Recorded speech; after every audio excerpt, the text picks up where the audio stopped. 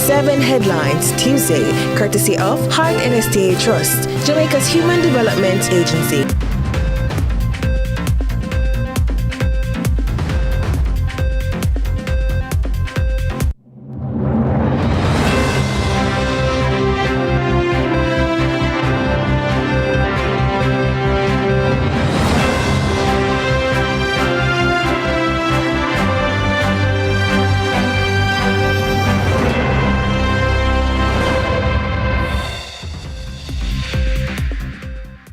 Tonight in CVM News at 7, fears mount over possible disease outbreaks in western Jamaica.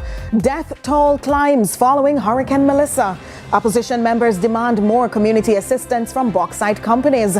In the business report, recovering from Hurricane Melissa in a united way. And later on in sports, Oblique Seville donates $500,000 to help farmers hit by Hurricane Melissa.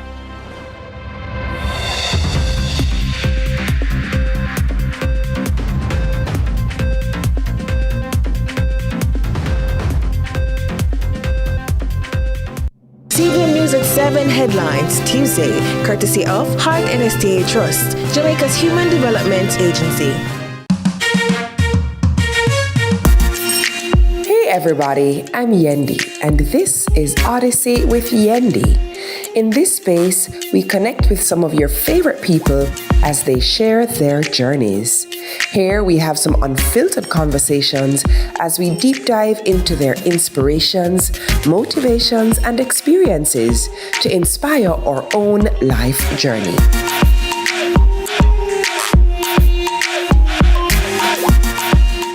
CVM News at 7 Tuesday, brought to you by the KFC Doritos Zinger, a crunch that's finger-licking good.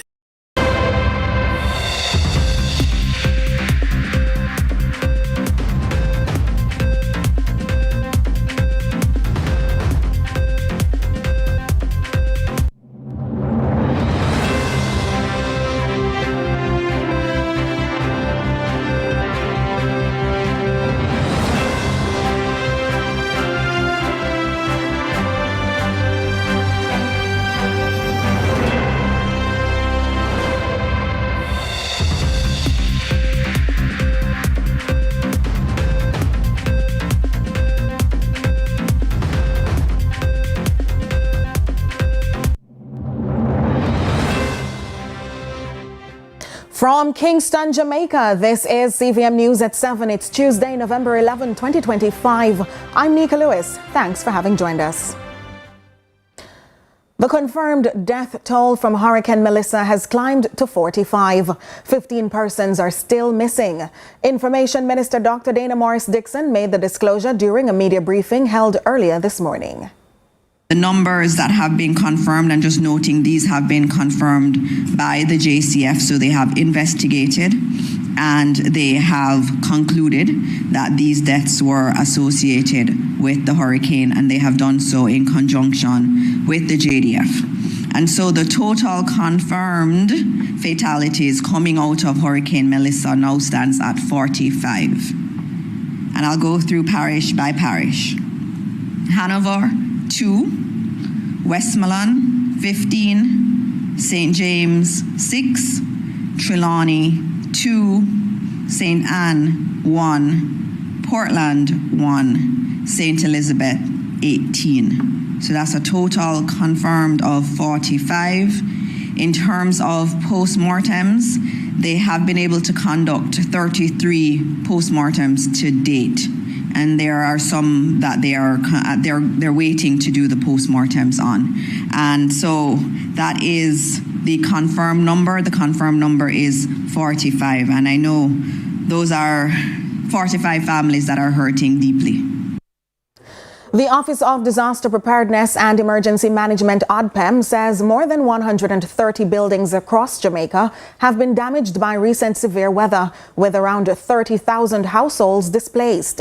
Director General Commander Alvin Gayle says 2 communities remain marooned, and while food drops are underway, isolated thunderstorms in northern parishes could delay relief efforts.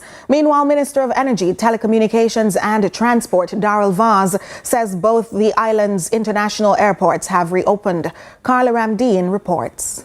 More than 130 buildings across Jamaica have sustained damage from Melissa, ranging from partial roof loss to complete collapse. Meanwhile, approximately 30,000 households have been displaced. That disclosure from newly installed Director General of the Office of Disaster Preparedness and Emergency Management, ODPEM, Commander Alvin Gayle. Currently, some 88 shelters remain open. With just across 9 parishes, with just over 1,100 persons remaining in these shelters. While some persons have remained home, many continue to rely on the shelters as we work to restore access and provide restoration to damaged homes. I'm happy to report, however, that we are in touch with more than 90% of the shelters in Western Jamaica. Commander Gayle says ODPEM has identified 2 communities that remain marooned, prompting targeted relief efforts. A food drop was carried out on Monday and 2 more helicopter deliveries on Tuesday. In terms of community access, there are currently 2 communities which we have classified as marooned. To be clear, marooned communities refer only to communities that are completely cut off and solely accessible by air, where no road, be it double or single access, is available. These communities can only be reached by air. The 2 communities this morning are Petersville in Westmoreland and Ducketts in St. James. The 2 maroon communities did receive drops yesterday, and I'm assured by the time I'm speaking this morning, we'll also do 2 other helicopter lifts into those communities. Commander Gayle says more food drops are being prepared, but warns that showers across northern parishes could delay operations.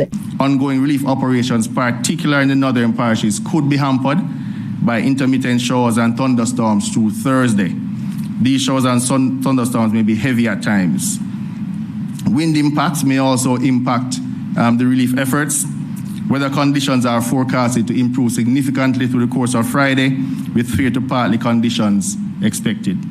Meanwhile, Minister of Energy, Telecommunications and Transport, Daryl, says both of the island's international airports have now reopened. Minister Vaz says the resumption of operations will allow for the arrival of overseas relief support as well as the gradual return of regular travel services. Carla Ramdeen, CVM News. As the nation's agricultural backbone has been one of the sectors hardest hit by the Hurricane Melissa, the Ministry of Agriculture, Fisheries and Mining, led by St. Elizabeth native Minister Floyd Green, pledges decisive action to prevent food shortages and modernize farmer registration. With vegetable and meat supplies under threat, the ministry is prioritizing strategies to soften the blow. Crystal Williams reports. The Minister of Agriculture, Fisheries and Mining, Floyd Green, says he has been working with the Rural Agricultural Development Authority, RADA, and the National Fisheries Authority teams to assess the extent of the damage within the sector. He says the fisheries sector has lost about 40% of fishing fleet, as both infrastructure and equipment have been lost or damaged. The shortage of fish will be mitigated as soon as they are restored. Some of our very active fishing beaches like Parity and Galleon and Lighthouse, Bluefields, all of those beaches are completely devastated. So in both agriculture and fisheries, I will speak to the costs. We had already put forward some preliminary figures, so we already know that it will be in excess of $20 billion. The minister says that the government is considerate of the possibility that persons may have lost their fishing licenses or may not have had them in the first place. He says they are focused on the process of digitization, which started years ago, to update the ones they have on record and provide them for those without. So one of the things that we will focus on is how quickly can we get those fishers that were up to date, that were already licensed with us, how can we get them back an actual copy of their license in their hand, which I've said to the team already should not be a long process. We have digital records now. It should be the process of just printing and redistributing those licenses. So, in relation to the vegetable shortages being reported, the minister says most producers and retailers are focused on salvaging. He understands the demand for certain products does not weaken just because of a disaster. So anytime you have a significant decrease in supply, then there will be an increase in prices. Clearly, one thing that we will have to do is tap into external sources in the short term. So we will tap into some of those external sources on the things that we know will be short. So we know that we've seen significant decline to things like cabbage, tomato, lettuce, carrot, those things that we consume a lot of. In light of the recent reports of persons being warned against unsafe meat and poultry being purchased and sold, Minister Green says the Agricultural Protection Division of the Jamaica Constabulary Force, JCF, has been mobilized. So the public health inspectors are out, our veterinary services division is out, and the agricultural protection branch, our police, are out, trying to stop these vehicles, looking at transportation, looking at abattoirs, looking at meat shops, trying to ensure that whatever they have sourced from bona fide suppliers. He says the reliance on external sources will be short-term, as the Ministry of Agriculture would like to restore farmers back into production as soon as possible. We will start a process this week of distributing things like vegetable seeds, fertilizers, chemicals to get our farmers back out there. A lot of these are what we call cash crops, short-term crops. So in a few months, they can be back up and running. We're going to focus on that. Crystal Williams reporting for CVM News. Meanwhile, the Kennesaw Jamaican community and wider Jamaicans in Atlanta rallied on Sunday, hosting a collection drive at the Fern Gully Jamaican restaurant to send much-needed relief to families hit by Hurricane Melissa. As you'll hear in this report, it was a showcase of diasporan solidarity as recovery efforts continue across the island. As locals knit their strategies and pull on donations from near and far to assist their countrymen in the worst-hit parishes, another wave of support was building overseas. This time in an Atlanta community, Kennesaw, where Jamaicans of varying ilk and standing united for their loved ones back home, battered by Hurricane Melissa. Among the highlight partners, Jamaican-born U.S. Olympian Sanya Richards-Ross and actress and host Kadeen Ellis, who joined forces with Raina Josephs of The Raina's Kitchen. Immediately after the hurricane, we all knew we wanted to do something. So we're just figuring out what we could do, how we could move quickly. And so Raina and I work on a lot of things together. So quite naturally, it was easy for us to do this together. And so Mommy Nation Gives is my nonprofit that supports Black moms in America.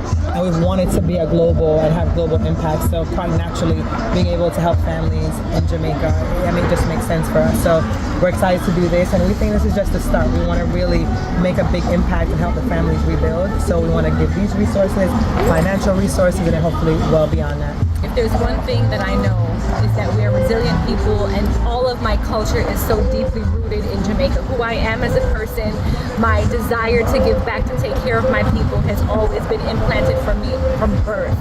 Jamaica is more to me than just a country. It's my upbringing, it's my culture, it's who I am. So it took nothing for me to galvanize with the troops, to get everything in order, to send all the love from Atlanta back home. The three successfully pulled in tons of supplies and donors of all races and nations for Jamaican victims of Hurricane Melissa. After the hurricane touched down, we have decided that we're going to give back to our country, and we have various locations, but today it's about Fern Gully right here, and it's just overwhelmingly wonderful to see what the people came out and delivered. And of course, Fern Gully with Raina and her partners, Mommy Nation and Sanya Ross Richards. This is just awesome. PM, this woman here represents our country at the highest level, sir. Not only from the standpoint of food, but from commerce. She holds other people's ladders in the community, and she has done it at a very high level today, sir. I hope everybody realizes that regardless of where Jamaicans are, they always show up for their people. Raina has brought her people together today. She's filled the truck, she's filled this alley, and it's not the first time.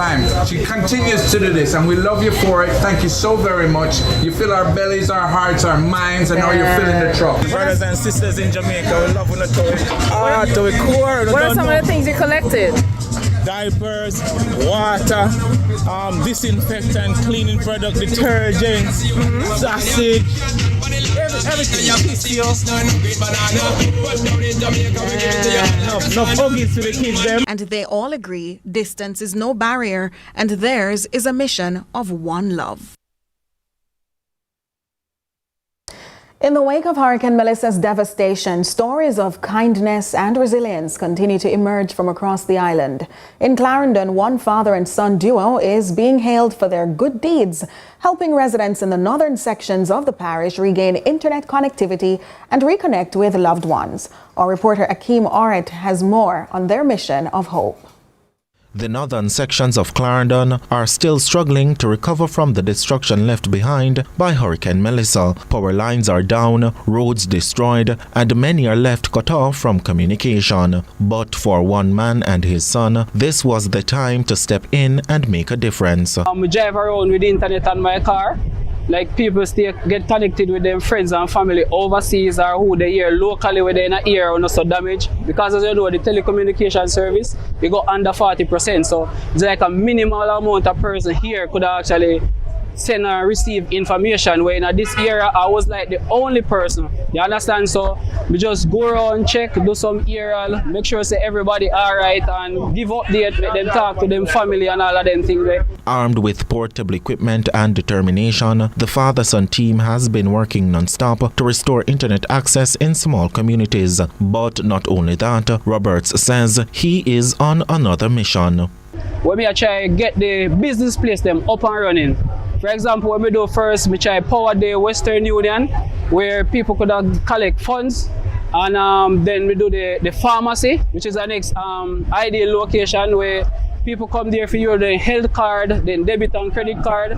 They come, they can't buy them prescription because the fee high, and if they don't have the access to the health card, then it make it fee too high. So we make sure that the pharmacy, we have a pharmacy where we have internet where people can use them debit card and so on. Then we start doing the wholesale them and all of them that people can use their debit card and so on.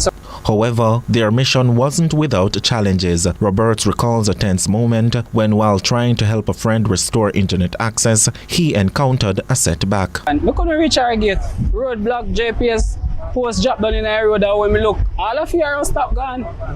I mean the entire thing, every single thing that in a Lamso district in a Craftail. You understand? So like some things really break my heart for you out there. You know, easy to leave the people them unattended, and it's still so hard. It's hard to leave them and it's hard to stay. It's a lot, me I tell you, like countless hours stops. Gone. Despite the obstacles, the duo says they are not giving up anytime soon, determined to continue bridging the communication gap until every household is reconnected. Reporting for CVM News, I am Akeem Oret. Our news package continues in just a moment.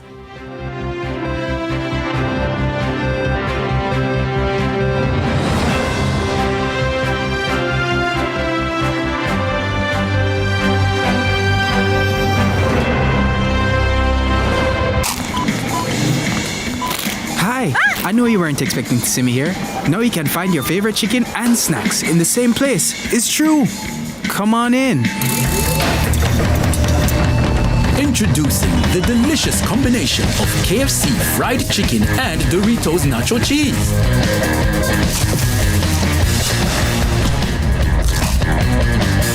The KFC Doritos Zinger, a crunch that's finger-licking good.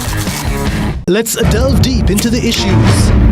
We'll take you beneath the surface. Greetings and salutations. My name is Orville Higgins, and it's another edition of Fan Central. Talking to the people at the heart of the top sporting stories. Hear from your favorite sportsmen and women and the administrators who work tirelessly to make it all happen. It's live sports talk. I've written an entire article. Yeah. Looking at all the major issues every Tuesday at 9 p.m. It's Fan Central.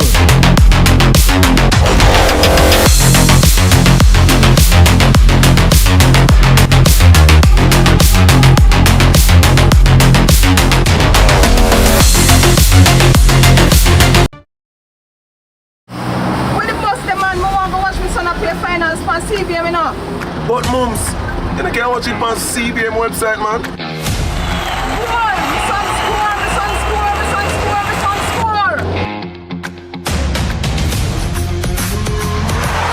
Greatness begins here.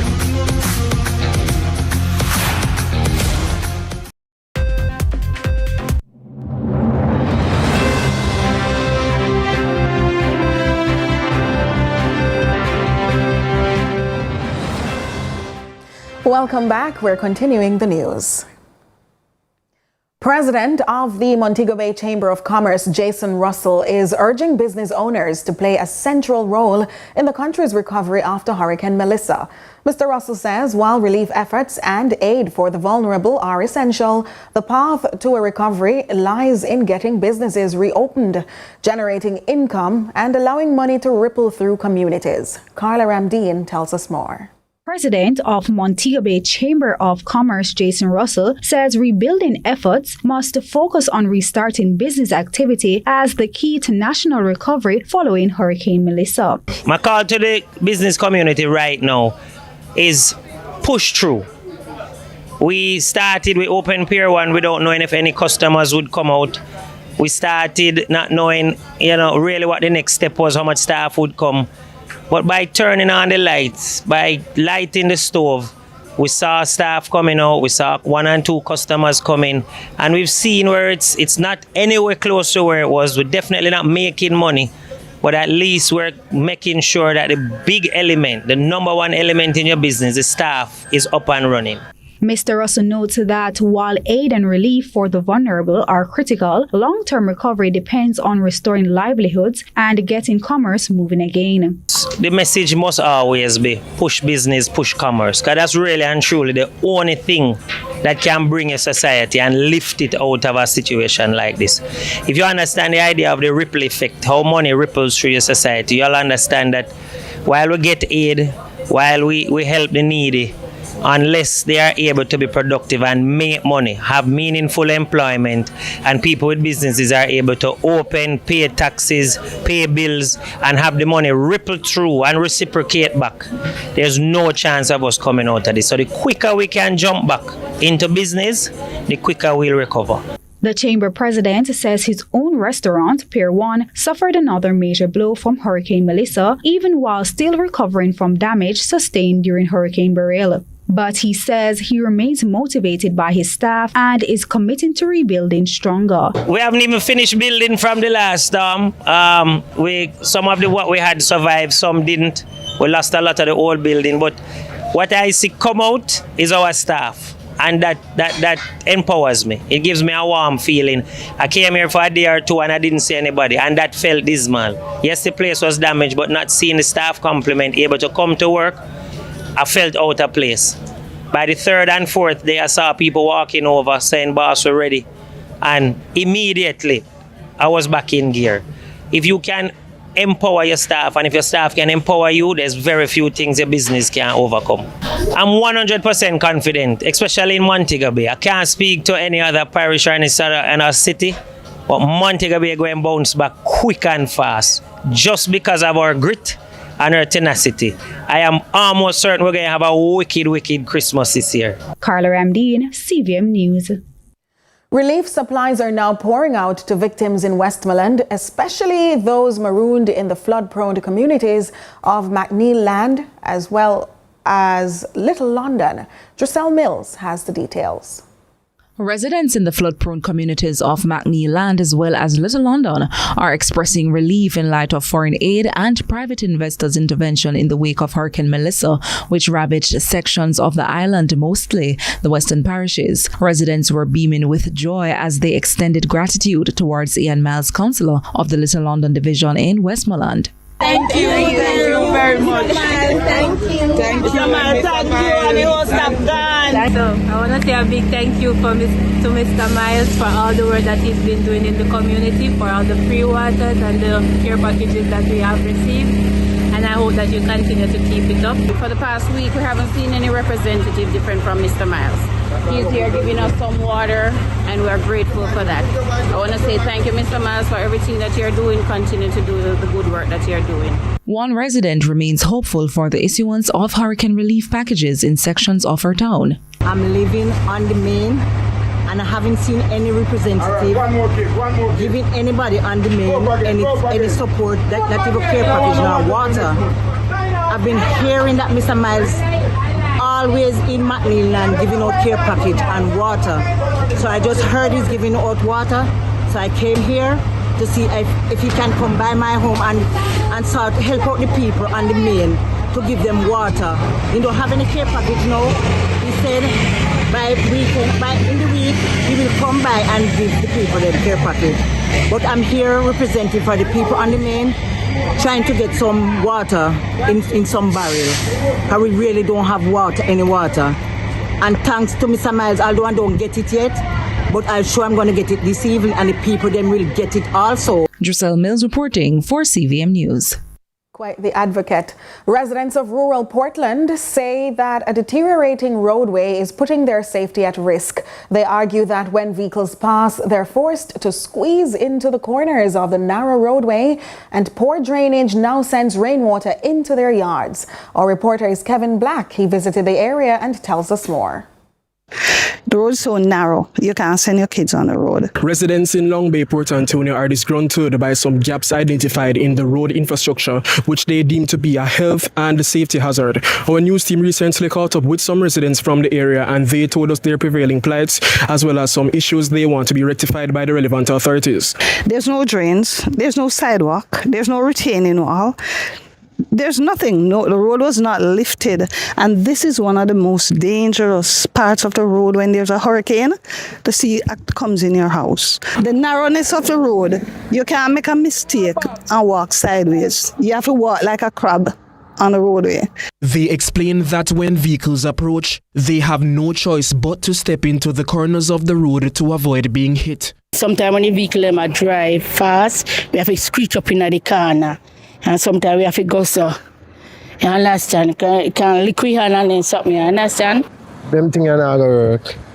First of all, because you can't say road complete and we still have this, you know. They're speeding a lot. My dog got knocked down because of a car overtaking and I was going to the beach. Residents also pointed to poor drainage, explaining that rainfall often sends water flowing off the road and straight into their yards.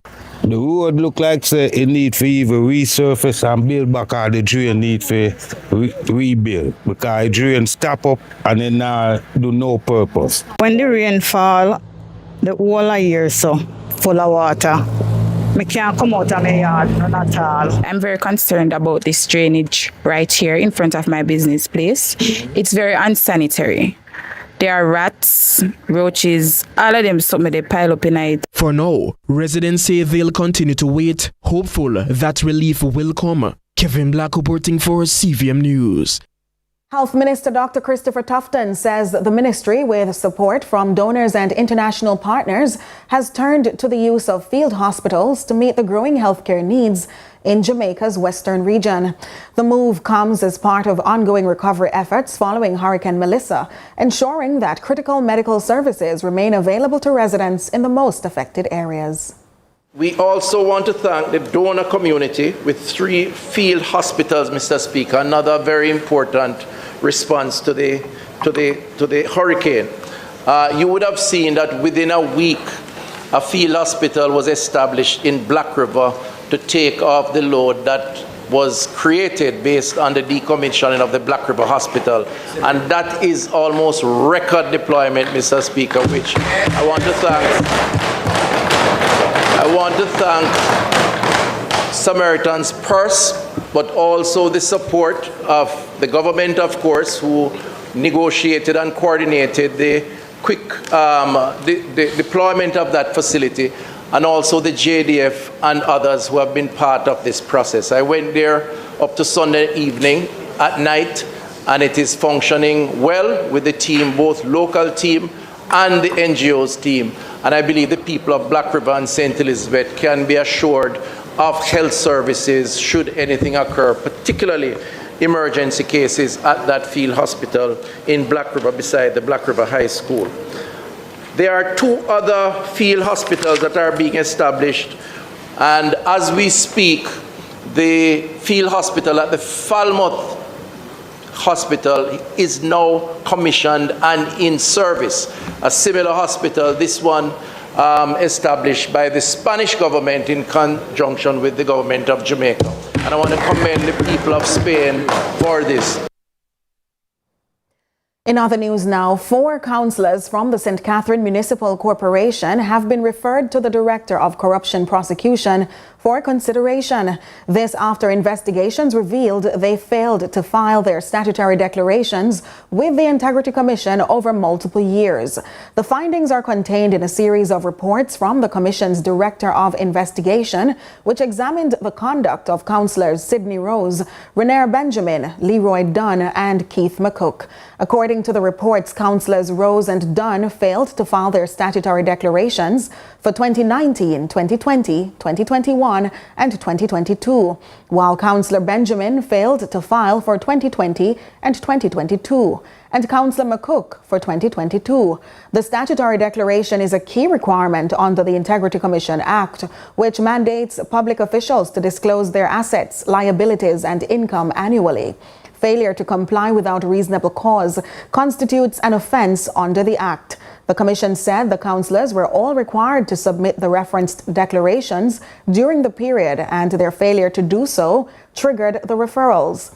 The matters have now been formally referred to the Director of Corruption Prosecution for review and possible action. The reports were tabled in Parliament on Tuesday. Stay with us. There's lots more to come on the other side of this break.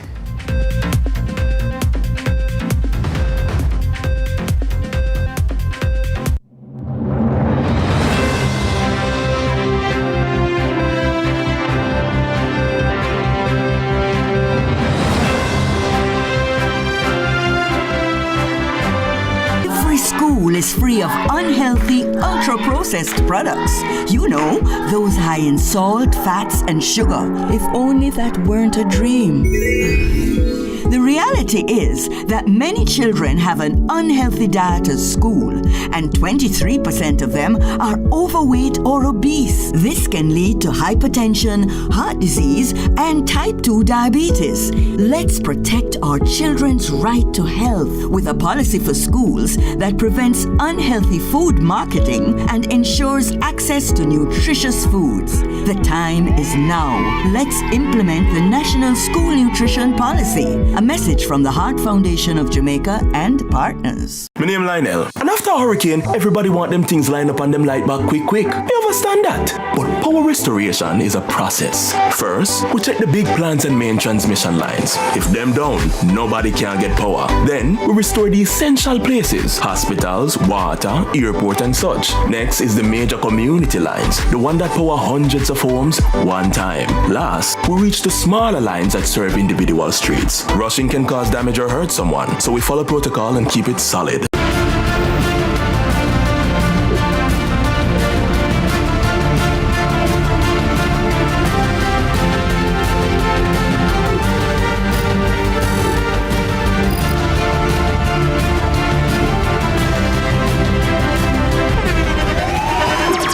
The internationally acclaimed On Stage with Winfred Williams. At a new time, Saturdays at 8 p.m. on CVM TV. So much more than entertainment.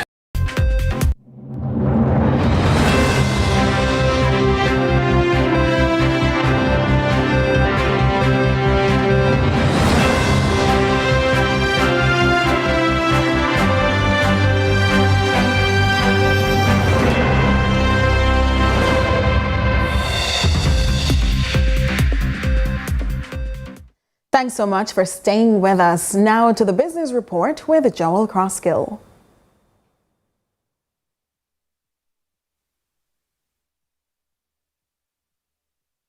On Jamaica's relief and recovery efforts in the business report today.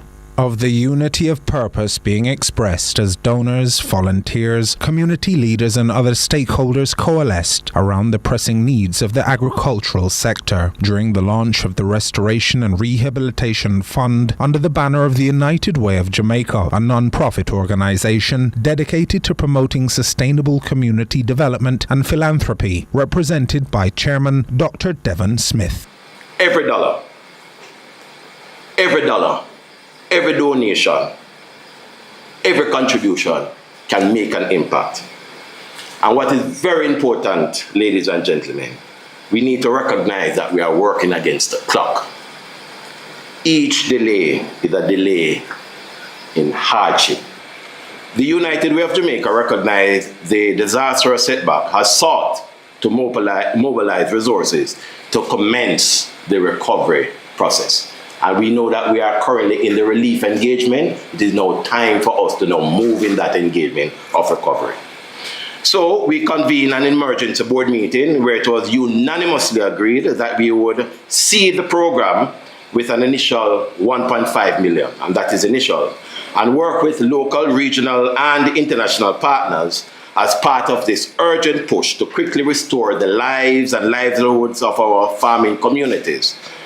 But even more importantly, ladies and gentlemen, to restore our food security. It's a call to action that has received fulsome backing from United Way Worldwide and broad support from partners in the initiative, the PSOJ and its members. The initial amount that we have received from United Way Worldwide in the sum of 21 million Jamaican dollars thus far, and that is the first. That's the first of several drawdowns that will be made.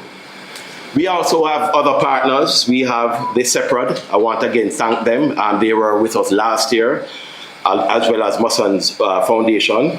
We now have the Jamaica Stock Exchange and the Jamaica Social Stock Exchange. And again, I thank very much for the response that we have received from them.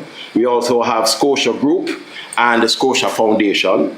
And one of the partners that we had that came on immediately after the storm, Nestle. And they were able to come out immediately, not only as part of the recovery, but part of the relief effort. The scope of which for the agriculture and fisheries sector exceeds anything previously witnessed by Minister Floyd Green, who laments the collapse of banana and plantain crops, a 70% loss in yams, and the destruction of almost 50% of Jamaica's fishing boat fleet as part of a preliminary estimate of losses in excess of 20 billion Jamaican dollars. We're looking at devastation across about 5 parishes with at least 70,000 farmers that have suffered extreme impact. And if any of you have been to any of the parishes impacted, you recognize that there is no comparison to the level of destruction that Daryl did in relation to now. So the quicker we can stand back up agriculture, the quicker we can stand back up our fisheries sector, is the quicker we will stand back up Jamaica. The heart and soul of Jamaica is agriculture and fisheries. I'm very happy that the United Way is very early out of the blocks, as they usually are. They were a wonderful partner in Hurricane Beryl, and I want to let everybody know that based on the structure that we have, it ensures that we do not duplicate efforts, or whatever is done through the United Way complements the effort of the government. In part due to an innovation established by the Jamaica Stock Exchange, JSE, known as the Jamaica Social Stock Exchange, whose mandate was described by JSSE manager Miss Nora Blake. The JSE intends to leverage the capability, the proven capability that they have in mobilizing capital by launching or through the launch of a social capital market, which is housed on the Jamaica Stock Exchange. The market is powered online by our 24/7 funding platform at jsseja.com, which is where all donations will be directed towards the Hurricane Melissa relief. Ms. Blake also highlighted the range of options that have been made available to customize donor contributions to specific causes. On the Jamaica Social Stock Exchange at jsseja.com, we have a number of options by which